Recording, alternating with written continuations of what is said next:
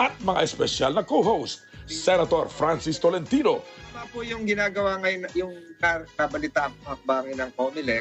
Tourism Advocate Bobby Joseph, You can get around 12 to 15% of GDP. at ang tinaguriang pambansang basurero, Benny Antiporta. Tinulungan po sila ng ating Pangulo, binigyan ng lupa, yung mga IT. Lunes hanggang Biyernes, alas 10 hanggang alas 11 ng umaga, sa Ganang Mamamayan.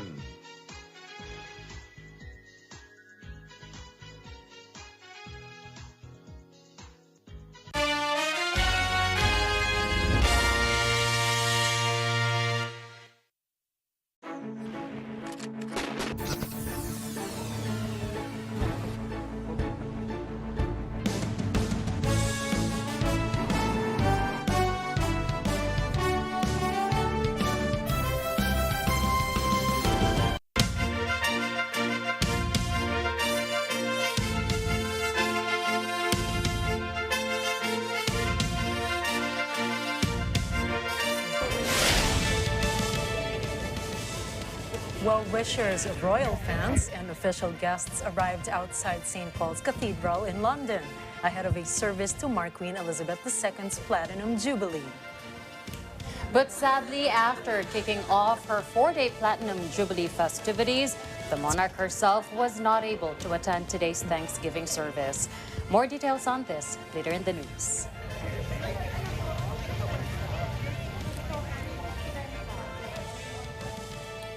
Good evening. I'm CJ Hirro. And I'm Nina Ricci, Alagao, Flores. This is Mata ng Agila International. And now for the headlines. Philippine security officials prepare for the separate inauguration rites of President-elect Ferdinand Marcos Jr. in Manila and Vice President-elect Sara Duterte in Davao City. The Philippines has reported its first 2 cases of the Omicron BA.5 subvariant, according to the Department of Health. Another shooting incident kills 2 outside Cornerstone Church in Iowa, as U.S. President Biden calls for ban on assault weapons. Ukrainian President Volodymyr Zelensky says Russian troops now control about 1/5 of his country. And Turkey informed the United Nations that from now on, they want it to be called Turkiye.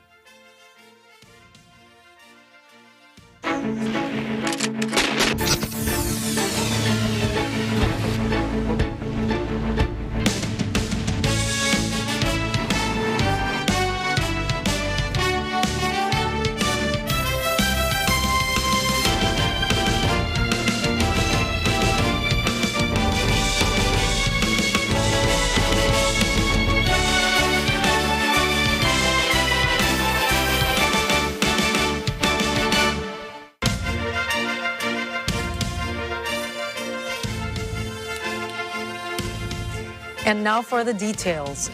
The Philippine National Police has formed a security task group responsible for the security arrangements for the oath-taking ceremonies of President-elect Ferdinand Marcos Jr. and Vice President-elect Sara Duterte Carpio. The PNP says it has not received any threat to the said activities. Mar Gabriel has the story. The Philippine National Police is ironing out the security arrangements for the oath-taking ceremonies of President-elect Ferdinand Marcos Jr. and Vice President-elect Sara Duterte.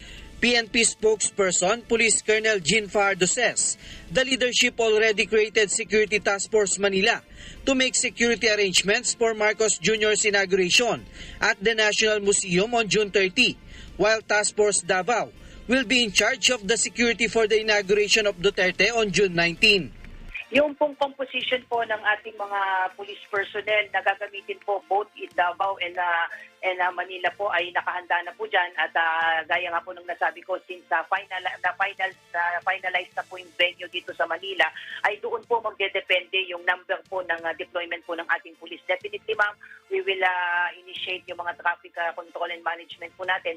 busy streets po kung saan po nandoon yung National Museum ay naasahan po natin na maaaring magkaroon po ng mga traffic rerouting doon sa mga ibang pangunahing kalsada dyan. Included in the PNP's deployment are the Civil Disturbance Management or CDM personnel as they expect protest action on that day. But the PNP says they will strictly impose the no permit, no rally policy, except on public parks and private lots. The PNP also heightened its intelligence gathering following the series of bombing incidents in Mindanao. Wala po tayong nare-receive na any serious threat dito po sa Manila at pa rin po dun sa Davao kung saan gaganapin po yung inauguration po ni Vice President-elect Ma'am Sara Duterte. But nonetheless, ma'am, hindi po tayo nagkukumpiyansa at patuloy po tayong nagkakandak ng mga intelligence monitoring and gathering. Katuwang siyempre yung ating mga intelligence units both from the AFP and PNP at ibang mga security forces para masiguro po na wala po tayong may malulusutan na any information that could somehow disrupt po yung inaasahan nga po nating panunumpa ng dalawang pinakamataas na posisyon po sa ating bansa. The PNP is currently coordinating with the transition team of Marcos and Duterte for the additional details in the conduct of their respective inauguration. This is Mar Gabriel reporting for Mata ng Agila International. Trusted, connected, on point. The Manila Police District is also preparing for the inauguration of President-elect Ferdinand Marcos Jr. by heightening the security in the city. Madeline Villar Moratillo reports. The Manila Police District will deploy thousands of its personnel to secure the inauguration of President-elect Ferdinand Marcos Jr. MPD Chief General Leo Francisco says a series of meetings and coordination are being conducted to ensure the safety of Marcos Jr. and the attendees for the inauguration. Pero sa amin dito sa Manila, ang ginagawa ng Manila Police District ay sukatin na yung area kung gaano kalaki. Tinitingnan namin kung ano na mga posibleng kalsada na isasara during the inauguration at kung saan ang pwedeng rerouting ng ating mga motorista para hindi maabala sa panahon na yon. So, marami pang mga coordination ang darating at ibang-ibang sector ng gobyerno ang nagsama-sama dito. Sa amin naman, more on outer security. A total of 4,000 police personnel from MPD will be deployed for the activity, but if it's not enough, the National Capital Region Police Office or NCRPO or the PNP headquarters in Camp Crame will send contingents. Although there are small roads around the National Museum, the police force said it will not be a problem since this early they are saturating the area in its vicinity. Basically, yung planning naman at preparation ay makikita natin kung ano yung mahirap at madali. At tiyak i-address yan ng team ng lahat ng ahensya ng gobyerno. So, wala sigurong mahirap kung lahat pag-uusapan namin. Aside from the security arrangements, the MPD is also preparing for groups planning to have protest actions on the inauguration day. Nakahanda naman ang pulis sa mga bagay na yan. Pinaghandaan na namin yan. Immediately after the election, may mga naka-duty kaming pulis tungkol sa rally. In fact, until now, mayroon kaming CDM contingent sa harap ng Intramuros COMELEC headquarters. Francisco appealed to groups planning to have a rally on that day to just give way for PBBM. Kung makikisama lang ang ating mga kababayan, dapat makisama na lang dito sa pagkakaroon ng bagong administrasyon. Yung rally naman pwede nilang gawin sa ibang araw. At inaalaw naman sa mga freedom parks dito sa Manila. At yung araw na yon ibigay na lang natin sa ating bagong halal na Pangulo. Today, officials of the Department of Public Works and Highways inspected the National Museum for planning arrangements. Beginning Monday, June 6, the National Museum will announce its closure to the public to make the necessary preparations for the inauguration of Marcos Jr. The museum will be reopened to the public on July 5. This is Madeline Villar Moratillo for Mata ng Agila International. Trusted, connected, on point. President-elect Ferdinand Marcos Jr. believes the country's agriculture sector will grow further. In a statement, Marcos Jr. said the country should find long-term solutions for agriculture, and that's where his administration will be heading. He stressed that the value chain of agriculture from the beginning up to retail is important to achieve the country's goal. Achieving abundant produce and affordable food is part of his administration's priorities in the coming years.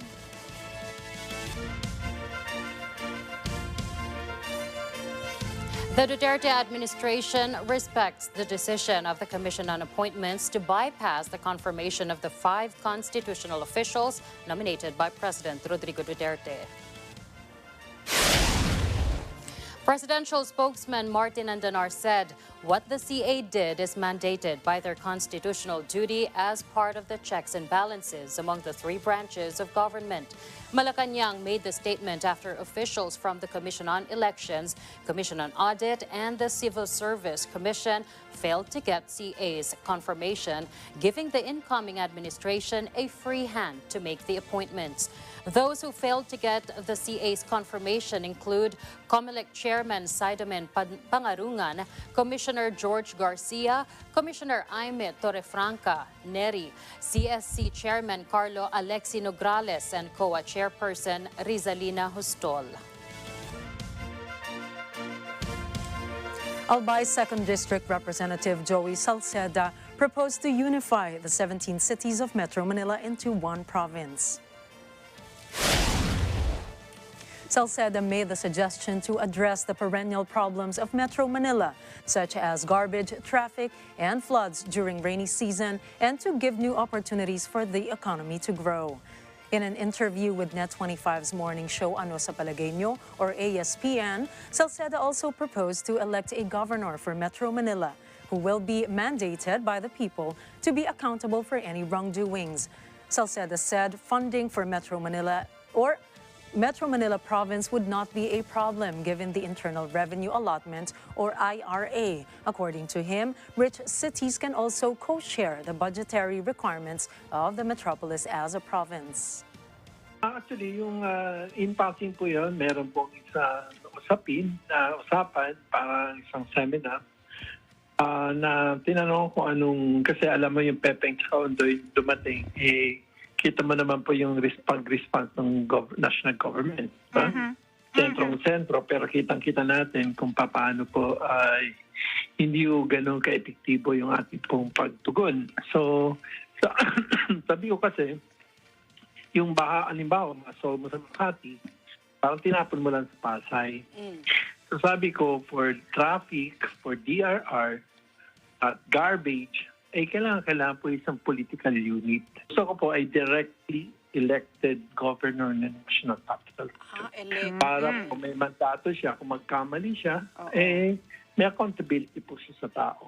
At klaro-klaro na po yung mga interjurisdictional issues like garbage, baha, crisis response, flood control, waste management. So, ang dami po na talagang magkakaroon po tayo ng economies of scale at saka critical mass kung saan po hindi lang sa mas eficiente, kundi baka magkaroon pa tayo ng pagbubukas ng mga bagong oportunidad. Sigit Party List Representative and Deputy House Speaker Rodante Marcoleta is not interested in heading the Department of Energy. He made the announcement in an interview this morning at Net25's public affairs program, Saganang Mamamayan. President-elect Ferdinand Marcos Jr. offered Marcoleta the post, but said he is awaiting a reply from the Solon. Marcoleta said he was honored and grateful for the offer, but he was not keen on taking the position, although he was qualified. Ako'y nagpapasalamat at ako'y natutuwa, kinukonsider nila ako. Pero kung titingnan mo, ano ba yung qualification ng Energy Secretary? Tinignan ko sa batas eh. Sabi niya, dapat citizen and resident of the Philippines. So mamamayan dapat Pilipino, opo. Pwede ka na, di ba? Good moral character. Pwede si Nelson. Tumutugol lahat sa mga katangian ko yung pagkatapos, proven competence in any of the following. Ayan. Energy, utility, economics. Medyo babagsak ka doon. Ano? Ekis ako dito. Ekis. Oo. Public administration. Pwede. Kaya na natin yan, no? So, ako meron akong doctorate of public administration UP sa pa, UP, di ba? Physical or engineering services. Naku, wala tayo. Bagsak ka doon. Bagsak tayo. Management, meron kang, kung meron akong Master in Business Administration. Ako naman. MBA-SEP. Ayan, Pagkatapos yung pangalima ay abogado. Ngayon, ang sinasabi ko lang, kahit hindi tayo nakikipagitgitan, yung tatlo pasado tayo, tsaka yung qualification, yung tatlo nandun din tayo. Pero uulitin ko po, mga kababayan, hindi po ako nakikipagitgitan. Ang gusto kong makita na mahirang dyan ay yung tao po na talagang magtataguyod ng mga programa at reforma para po yung ipinangako natin na maibaba natin ang singil ng kuryente ay matupad.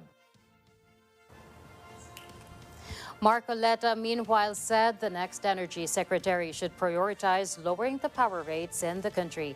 He also said he laid down to Marcos possible measures to unburden the people of the high cost of electricity. The Omicron BA.5 subvariant that caused the fifth COVID wave in South Africa is now present in the country. This after the Department of Health confirmed the detection of 2 cases in Central Luzon. Madeline Villar Moratillo has the details. The Philippines has detected its first 2 cases of the Omicron BA.5 subvariant. The Department of Health says the 2 cases are from the same household in Central Luzon. They had no travel history except to their polling precinct in Metro Manila. Health Undersecretary Maria Rosario Berjeres says the 2 experienced cough and cold and were isolated on May 16. The pair finished their isolation on May 30 and are now asymptomatic and tagged as recovered. The DOH says the 2 are fully vaccinated and had their booster shots. Health authorities are conducting contact tracing. Among the 2 household members of the patients, 1 tested positive for COVID while the other is negative. The sample of the positive contact will be submitted for genome sequencing. Infectious disease expert Dr. Edsel Salvania says the BA.5 and BA.4 have the same behavior. Yung BA4 tsaka BA5 actually halos magkasabayan pag pinag-uusapan because there's spike protein mutations. The constellation of spike protein mutations is the same. Iba lang yung konting sequence ng BA5 dun sa further downstream na genes. So more or less pareho yung behavior nila. We think that it's about anywhere from 10 to 30% more transmissible than BA2. These subvariants are said to be behind the 5th wave of the surge in South Africa. Yung concern kasi sa South Africa, nagda-drive na naman ng tinatawag na 5th wave, yung BA4 tsaka BA5 sa South Africa, pero bumagsak na ulit I mean, mukhang mabilis rin nag-peak yun, and it's like maybe 1/3, 1/4 the peak of their original Omicron.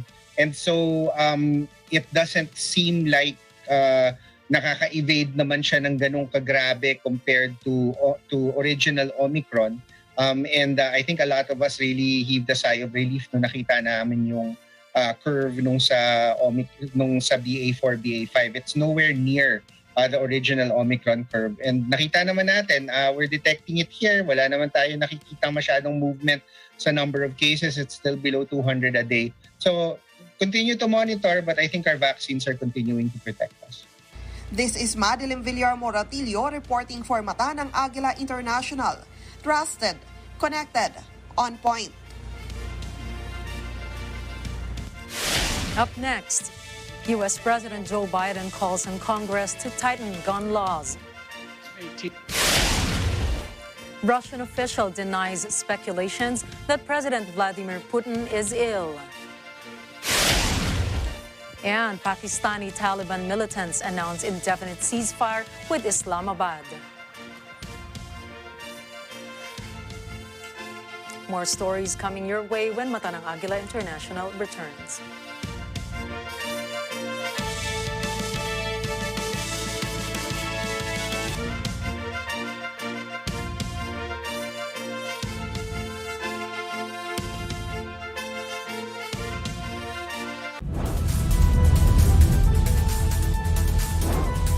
Sa bawat sumbong may responding katapat, hindi nagdadalawang isip na tumulong sinuman ang nangangailangan.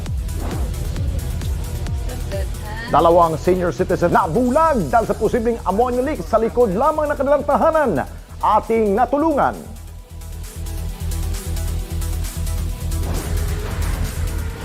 Isang mahabang sidewalk sa Caloocan na ilang taong ginawang extension ng mga junk shop sa lugar, nasampulan ng MMDA.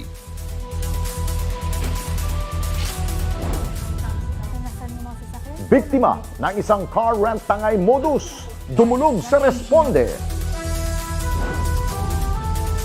At sa ating e-responder, grupong tumutulong sa pagpaparami at pagsagip sa mga pawikan at iba pang hayop ating sasaluduhan.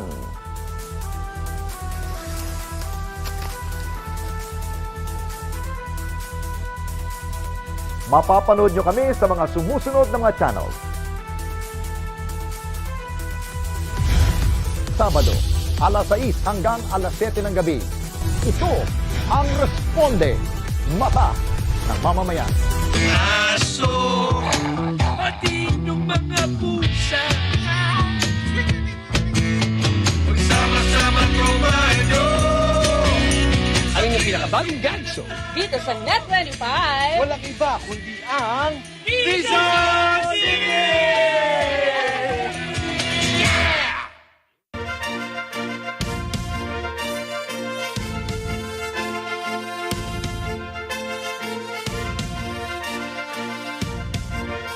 You're still watching Mata ng Agila International. A gunman shot and killed 2 people in the parking lot of the Cornerstone Church in Ames, Iowa on Thursday night. Authorities confirmed that the male shooter also died in the incident. According to reports, the county sheriff's office received multiple 911 calls at 6:51 p.m. of Thursday, reporting that a man had shot 2 people in the parking lot.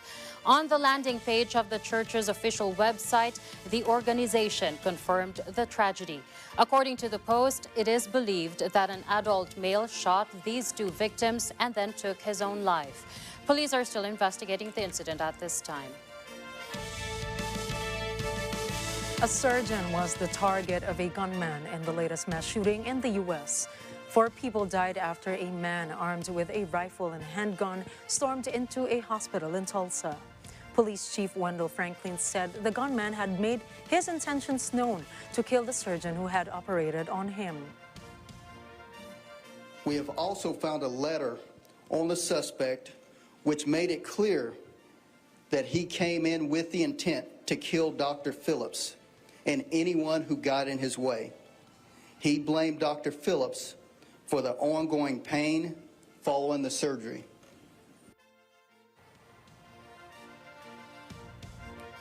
After killing his victims, the suspect took his own life.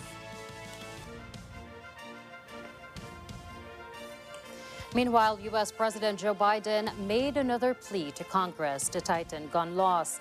In a primetime television address, Biden said assault weapons and high-capacity magazines should not be allowed to be sold and owned privately. And if we can't ban assault weapons, then we should raise the age to purchase them from 18 to 21.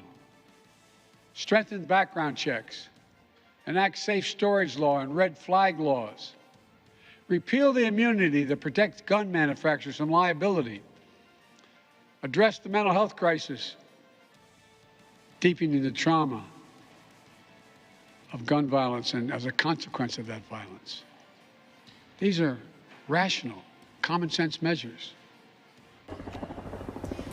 And the gun violence continued Thursday. As we reported earlier, shots rang out during a funeral at a cemetery in Racine, Wisconsin. Local media reported that 5 people were wounded. The funeral was for a man who was killed by police in March. An update on the war in Ukraine.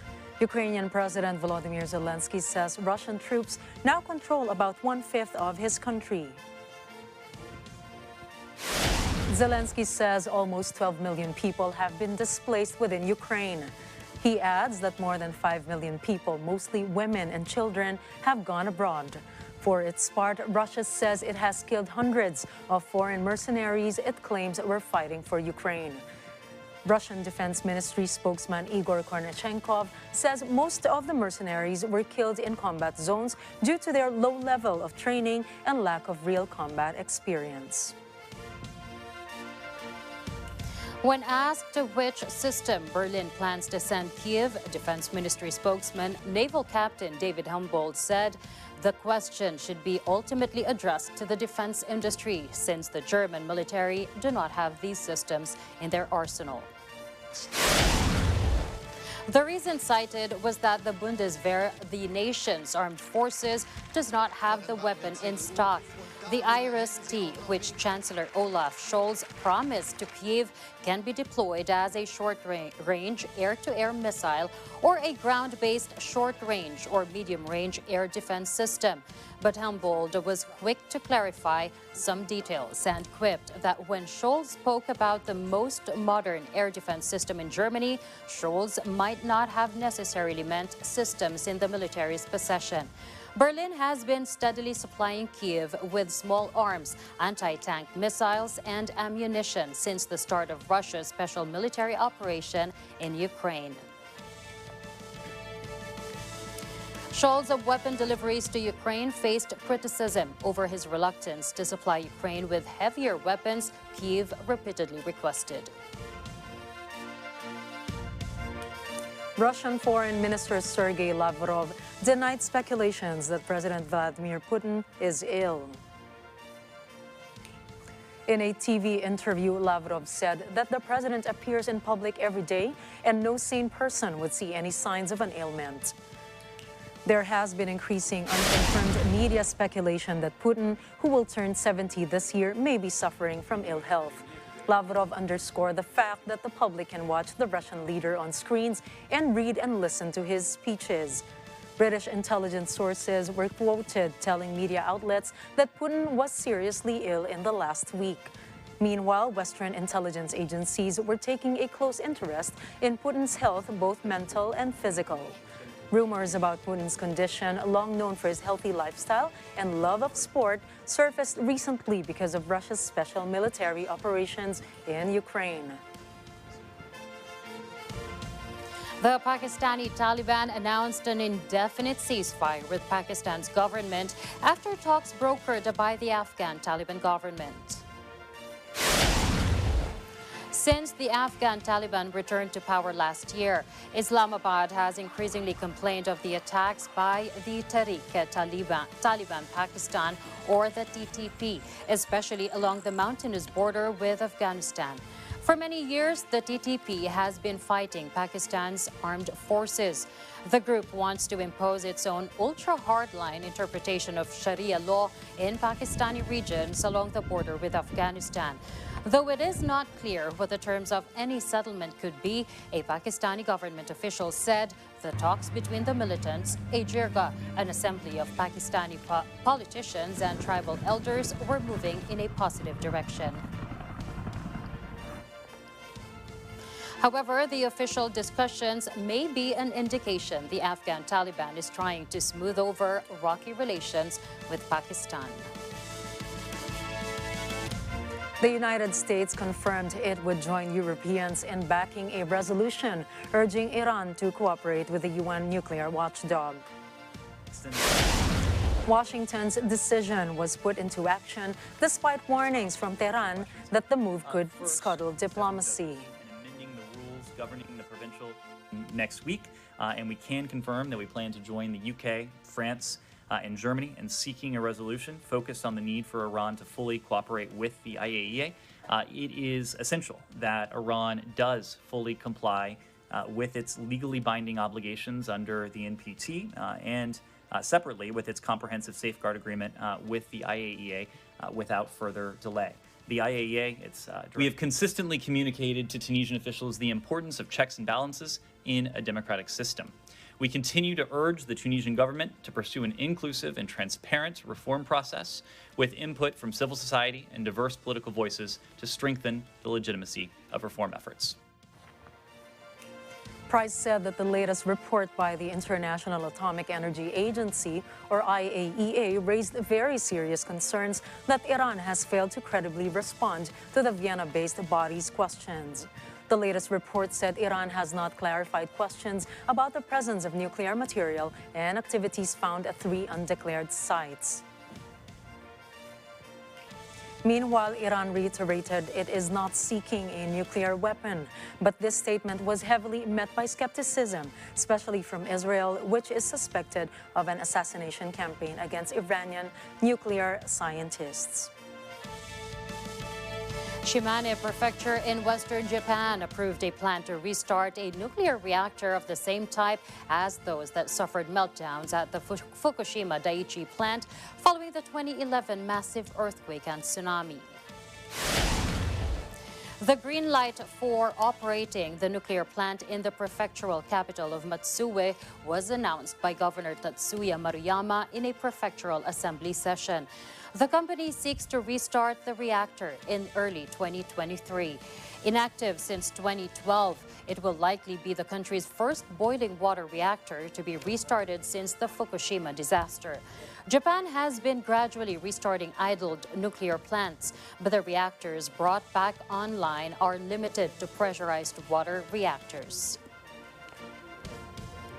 Other heads of local governments in the area also supported the plan to restart the reactor. Up next, blaze rages through a Moscow office building. Mexican community bans colorful signs. And diagnostic companies target monkeypox market as cases surge. Mata ng Agila International will return after the short break. Don't go away.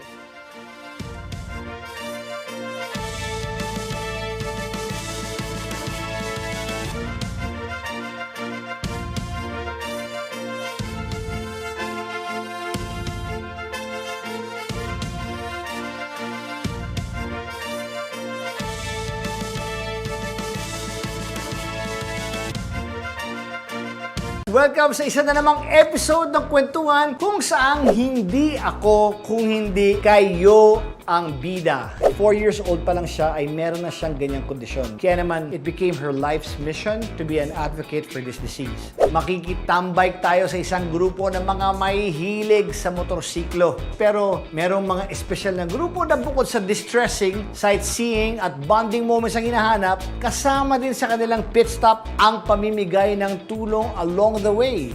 So isa sa nakita ko online na gumawa ng ingay sa larangan ng hydroponics ay isang 21-year-old na binata. Ang hydroponic gardening o ang method na pagpapalaki ng halaman na hindi kailangan ng lupa. Hindi ko na i-explain. Panoorin nyo na lang at tanungin ang inyong sarili. Kung kayo ang kaibigang nasa kalagayan niya, tutugon ba kayo for his cry for help? I'm your host, Aga Mula, at ito ang Bida Kayo kay Aga.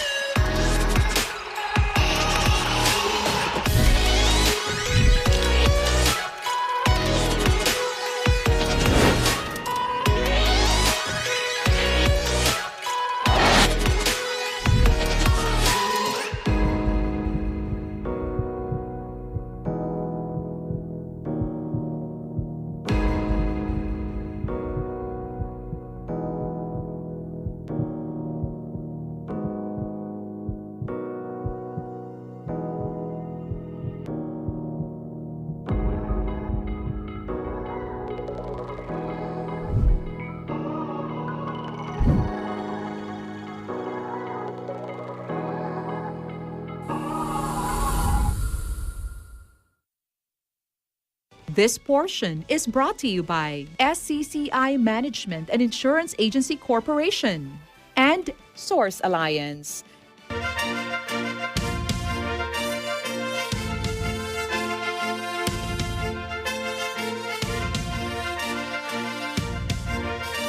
We're back with more stories on Mata ng Agila International. A fire raged Friday through an office building in western Moscow.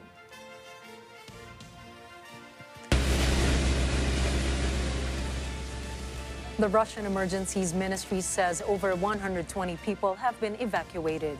In a statement on Telegram, the ministry adds that the search for more people continues.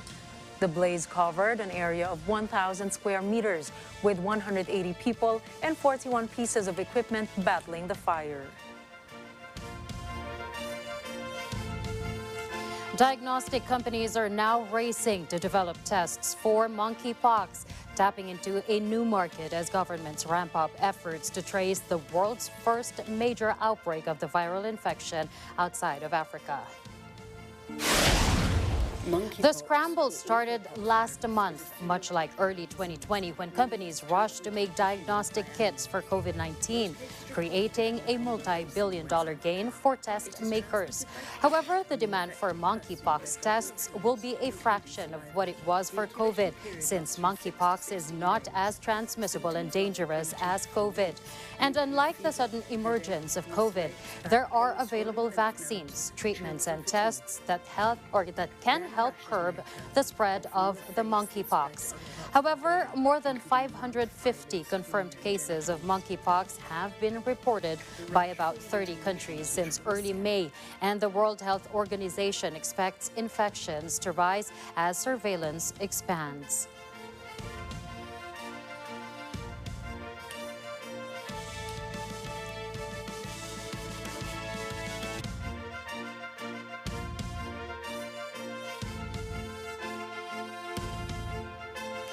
In the United States, President Joe Biden has proclaimed June as National Immigrant Heritage Month. Let's find out from Estela Dominique how the nation's capital began the celebration. Mayor Muriel Bowser proclaims June 2022 as Immigrant Heritage Month. Bowser recognizes the rich heritage and contributions of the district's immigrant community. Bowser says Washington is a stronger, vibrant city because of the contributions of immigrant communities. She also announces the appointment of Natalie S. Snyder as the new director of the Mayor's Office on Caribbean Community Affairs. Also, as part of the celebration, the mayor also announces that applications for 2023's community grants for the offices of African Affairs, Asian and Pacific Islander Affairs, and Latino Affairs will begin June 13th.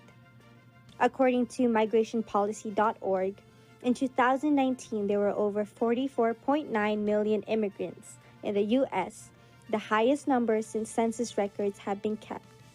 Over 85,000 are in the District of Columbia. Estela Dominique, Mata ng Agila International, Washington, D.C. Trusted, connected, on point. Tens of thousands of people jammed the streets around London's Buckingham Palace, hoping to catch a glimpse of Queen Elizabeth II as she made an appearance for the Platinum Jubilee. As the 96-year-old monarch emerged from the palace balcony, the crowd below cheered and shouted, "The Queen, the Queen." Cell phones rose in unison to snap pictures when she appeared, leaning on a walking stick. After gun salutes and a flypast by military aircraft, the Queen made a second appearance on the red-draped balcony. She was accompanied by her immediate heirs, Princes Charles, William, and George. Many people who turned out for the event spent the night on the street, sleeping in tents to secure a spot. Given her frail health, this may be one of the last times the Queen will be seen in a public event. Queen Elizabeth II did not attend a Thanksgiving service as part of the celebrations to mark her 70 years on the throne. Buckingham Palace said the 96-year-old monarch experienced some discomfort following two public appearances on the balcony after the Trooping the Color military parade. The palace added that taking into account the journey and activity required to participate in today's national service of Thanksgiving at St. Paul's Cathedral, Her Majesty with great reluctance concluded that she would not attend. The Queen's heir, Prince Charles, was there to represent her as the most senior-ranking royal in preparation for his future role as king. He also stood in for his mother at the Trooping the Color, taking the salute on horseback. Senior royals watching on included Charles's young son, Prince Harry, and his wife Meghan on a rare visit from California. They kept a low profile while the Queen's second son, Prince Andrew, was not seen. He too missed Friday's service after contracting COVID-19. Turkey told the United Nations that at the behest of its president, it wishes from now on to be called Türkiye in all languages. UN Chief Spokesperson Stephanie Dujarric said to the press that the change was immediate. Dujarric noted that Ankara's official letter requesting the change was received at the UN's New York headquarters. Turkish Foreign Minister Mevlut Cavusoglu also tweeted a photo of himself signing the letter addressed to UN Secretary-General Antonio Guterres. Cavusoglu said that with the letter he sent to the UN Secretary-General today, they are registering their country's name in foreign languages at the UN as Türkiye, including an umlaut over the U. He added that the change would bring to an end the process of increasing the brand value of their country, an initiative started by Turkish President Recep Tayyip Erdogan, who has led the country for almost 2 decades. Over the past few years, the country sought to change the branding of its products from Made in Turkey to Made in Türkiye. The update would also help distinguish the country from the bird of the same name in English. The mayor of a neighborhood in Mexico City has decided that bland is better. Colorful signs marking street food stands and other businesses in the community are no longer allowed. Instead, they have been replaced with bland government signs. The mayor said she ordered the removal of the colorful signs that adorned hundreds of food stalls in an effort to clean up the city's image. People who live there don't support the move. They say the signs are part of the city's identity.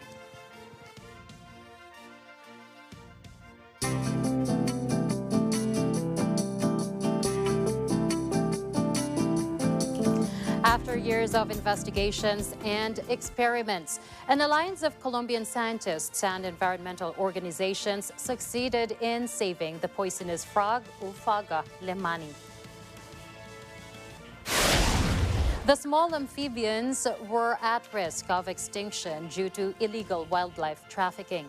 Using a laboratory built specifically for this species, the scientists have reproduced 29 specimens of the frog.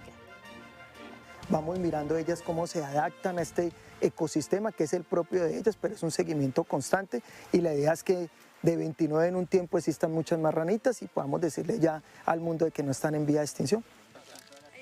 The scientists released the frogs in the Colombian Pacific region with the hope of saving them from extinction and starting their repopulation.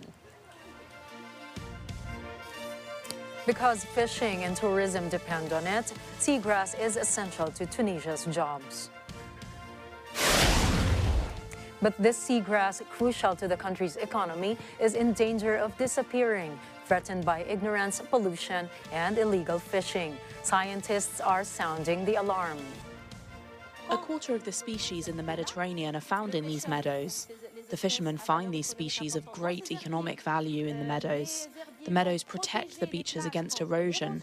They also improve the quality of the water, making it very clear, and therefore attract more tourists. Locals are also aware that Posidonia's disappearance could affect the fish supply in their areas. They are joining the marine engineers, scientists, and environmentalists in calling out their state to protect Tunisia's seagrass. Next on Mata ng Agila International, Elon Musk wants to cut 10% of Tesla jobs. 4 strong for fans at the 2022 Star Wars celebration. And Harry Potter-inspired cafe in Texas draws coffee-drinking fans. Please stay tuned. We'll be back after this short break.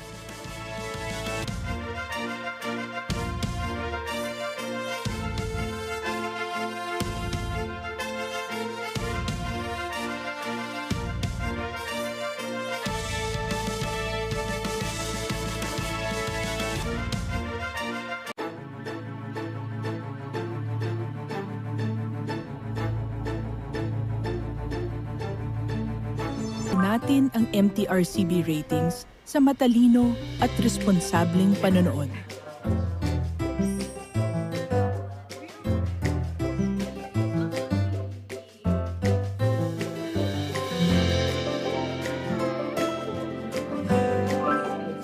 Sa tamang pagsunod sa MTRCB ratings, ginagawa nating ligtas at makabuluhan ang panonood ng bawat miyembro ng pamilyang Pilipino. Lumipas man ang panahon, hanggang may pamilyang Pilipino, andyan ang MTRCB.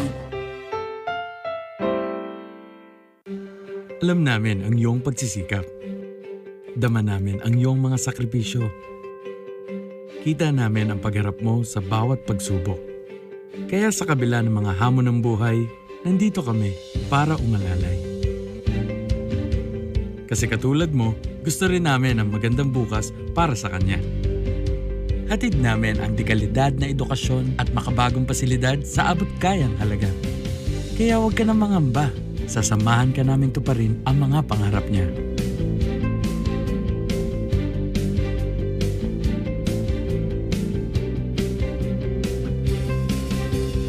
Maaasahan mong sulit dito ang mga pinagsikapan mo. Sa aming mga makabagong pasilidad at sistema ng edukasyon. Mailalabas natin ang aking talino at mga kakayahan niya. Kahit sa munting halaga, makakasiguro ka na makakasabay siya sa mabilis na pag-ikot ng mundo. Sa New Era, karamay mo kami sa bawat hamon. Kaagapay mo kami sa bawat hakbang. Kasama mo kami sa bawat ngiti at tagumpay.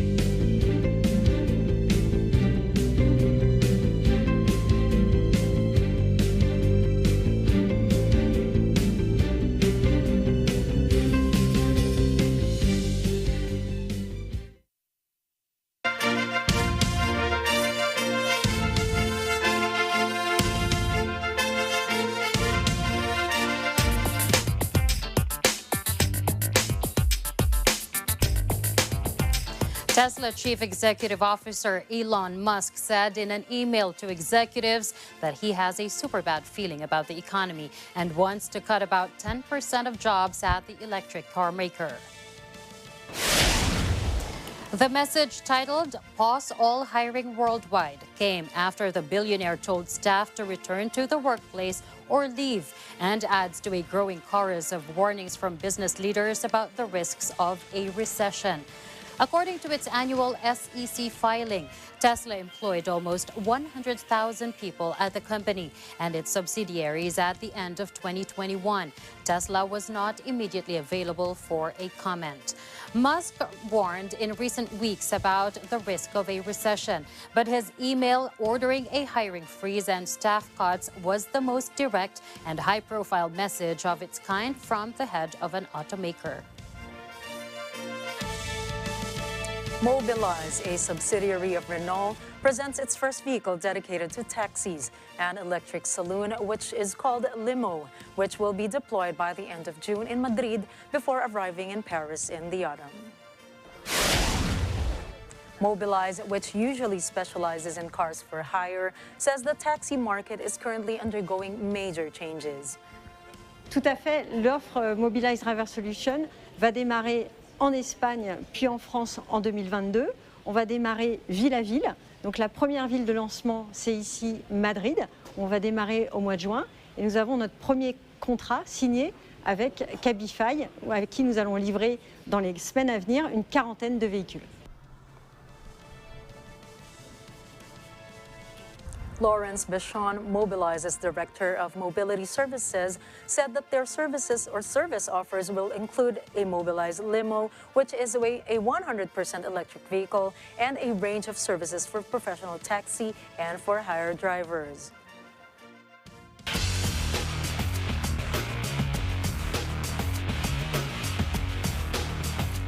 Nonito Donaire says there is a fire burning inside him as he prepares to face Naoya Inoue next week in a hotly anticipated sequel to their 2019 boxing classic.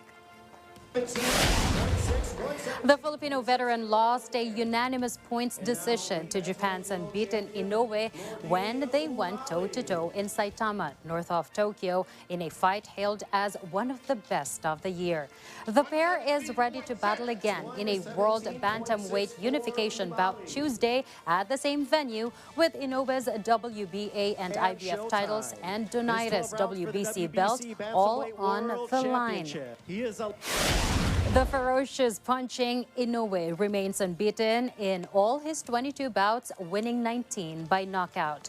Donaire and Inoue have set their sights on unifying the bantamweight belts, with Britain's newly crowned WBO champion Paul Butler standing in their way. Inoue says his fight with Donaire is a stepping stone towards achieving that goal, while Donaire describes it as the biggest fight of his career. The Boston Celtics hit 9 three-pointers in the final quarter to overturn a 12-point deficit and shock the Golden State Warriors in 120-108, Game 1 of the NBA Finals. Al Horford led an electrifying fourth-quarter comeback as the Celtics stunned the Warriors. The veteran scored 26 points, including 11 in the last quarter, as Boston inflicted Golden State's first home defeat of the postseason at their Chase Center fortress. Boston defensive linchpin Marcus Smart also came up big late on with back-to-back three-pointers as the Celtics surged into a double-digit lead against a shell-shocked Warriors. The victory was no less than Boston's gutsy never-say-die approach that resembled a heavyweight title fight, full of wild momentum shifts, twists, and turns. Game 2 of the NBA Finals is set for June 6.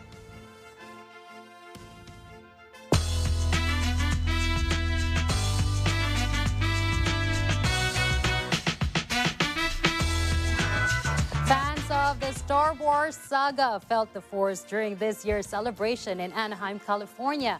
To tell us more about news from a galaxy far, far away, here are Alan and Eva Basalyahe.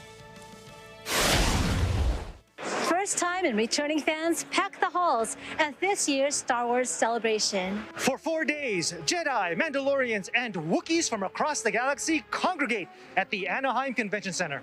And droids, we can't forget about them.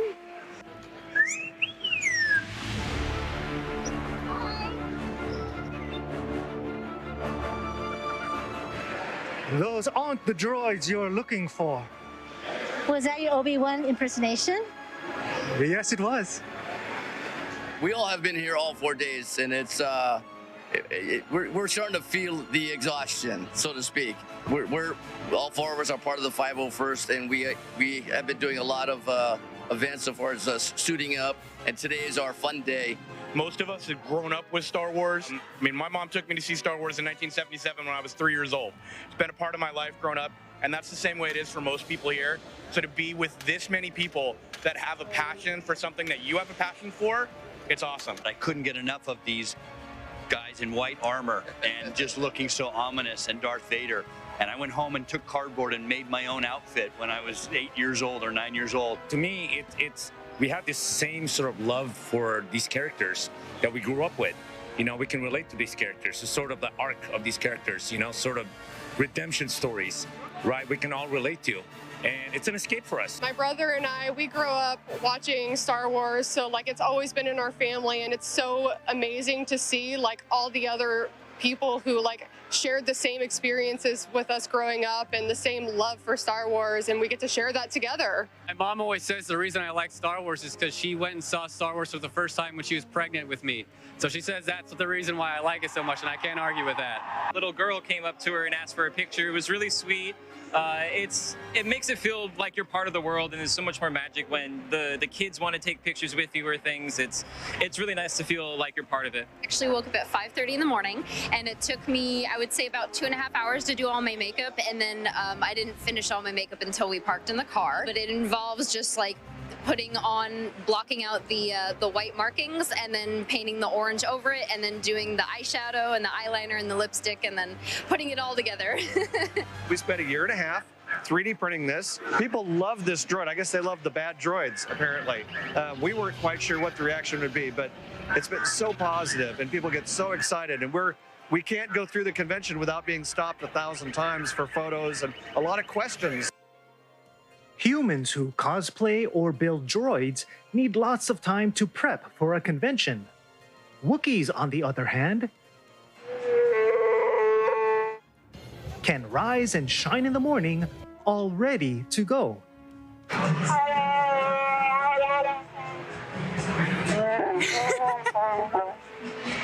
Chewie says, it doesn't take a lot of hard work. He gets up, brushes his fur, makes him look good in the morning, makes sure his hair's out of his eyes, gets his breakfast ready, he's got the pork ready. And after that, he's just ready to get the ball rolling and go for the day. Chewie says to always be yourself, eat a lot of pork, make sure it's good and rotisserie, and just have fun with life and enjoy Star Wars. The safe space provided at conventions like this allows fans to celebrate Star Wars as they wish. No matter which side of the Force they gravitate towards. Ivan Allen, Mata ng Agila International, Anaheim, California. Trusted, connected, on point.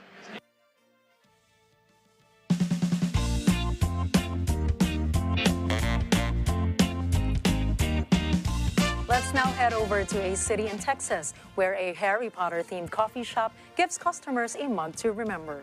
In Corpus Christi, Jane Rohel reports. Today, we will explore a coffee shop in Corpus Christi, Texas that caters to the fans of the Harry Potter series. Welcome to the Coffee Mug. The Coffee Mug is not your typical coffee shop. Here, fans of the Harry Potter series can feel right at home. My shirt, this one right here, I'm a wizard in training, so I'm currently a first-year Ravenclaw.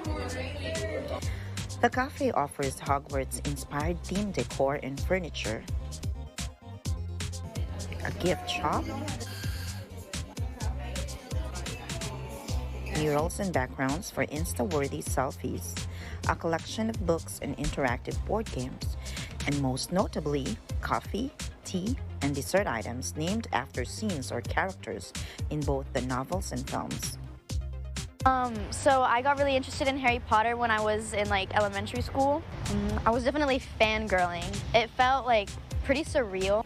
I was really not expecting how realistic it looked. It was really it was giving dark academia, and it was it felt like I was in Harry Potter, and it was really cool. Being to connect with other fans is pretty great.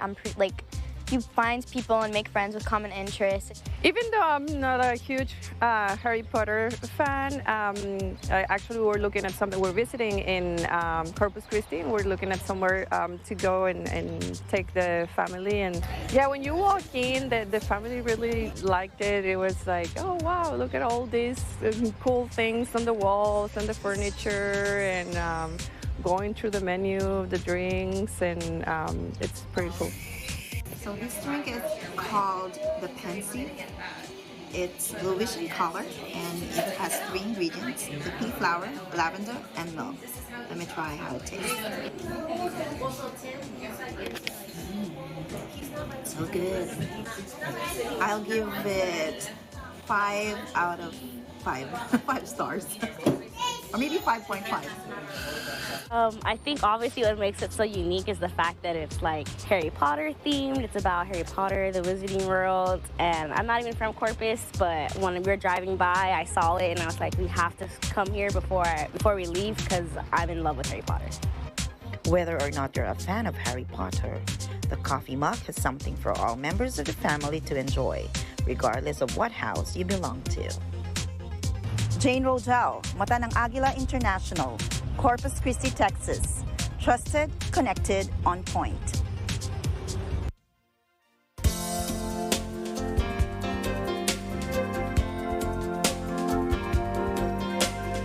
Let's now take a look at the significant events that happened today in history. In 1965, following Soviet cosmonaut Alexei Leonov, who was the first man ever to walk in space, Major Edward H. White II became the first American astronaut to walk in space during the flight of Gemini 4. In 1989, the Chinese government called on the military to put down a pro-democracy demonstration staged by more than 100,000 people in Tiananmen Square in Beijing, resulting in hundreds of deaths. And in 2016, American boxer and social activist Muhammad Ali died at the age of 74. He justified his self-proclaimed nickname, the greatest, by arguably becoming the most admired and dominant heavyweight boxer in the sport's history. And before we end tonight's broadcast, here's a quote from writer and artist Mary Ann Radmacher. Courage doesn't always roar. Sometimes courage is the quiet voice at the end of the day saying, I will try again tomorrow.